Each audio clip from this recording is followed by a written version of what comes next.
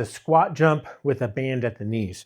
I get my feet about shoulder width apart, roughly straight. I want to feel the ball of the foot and the big toe on the ground, knees gently pushing into the band. I'm going to do about a third of a squat, and then I'm going to jump and land in the same position, stand all the way up.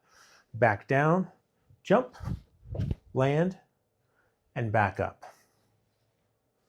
So, couple key technique points. One is we're not doing this as a squat for depth or as a squat for weight, so I don't need to go all the way down. What we're training here is some power and force absorption, and we often get that maximal somewhere in through here if I was going to get a max effort jump. But we don't have to start with a max effort jump, because usually the first thing that we need to work on is how do we absorb force. So I want to come into this squat position, have a brief pause where I'm checking my position, knees over the center of the foot. I'm not rolling my ankles. The band is helping to bring awareness to my position.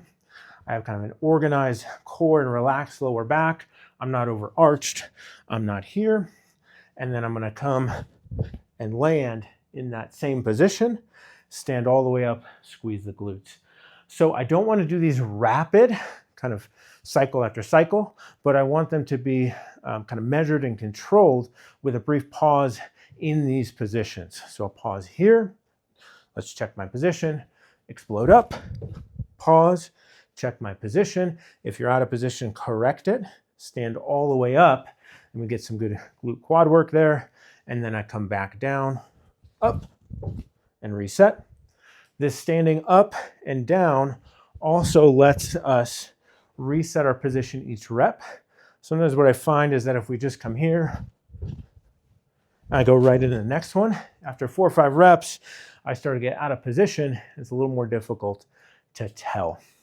Also, I'm doing this in socks. You can do it in shoes, but even in shoes, it shouldn't be a super hard landing because our muscles are absorbing the force. So I want to be able to land without a huge audible noise or a foot slap.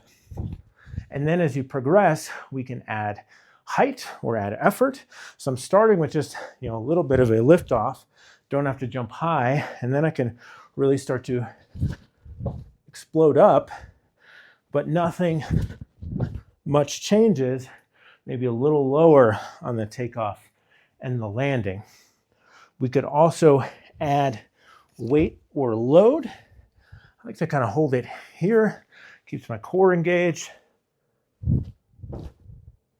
So I can add it there. Certainly I could hold weights at my sides, but sometimes that kind of bumps the legs. So I don't love that. So kind of the goblet position or dumbbell at your chest tends to feel best for me. But I don't want to progress to height or load until I have these mechanics perfect and it's feeling really good. Usually I program these not super high rep. We're not going for a crazy muscle burn like you might get from a different set of heavy squats or high rep bodyweight squats, because here we're training force absorption and power. And so we're kind of looking for a crisp, clean effort every time rather than going to fatigue. You might not feel a muscle burn, but the tendons, the joints, the bones, the neurological system is all getting a valuable benefit from something like this.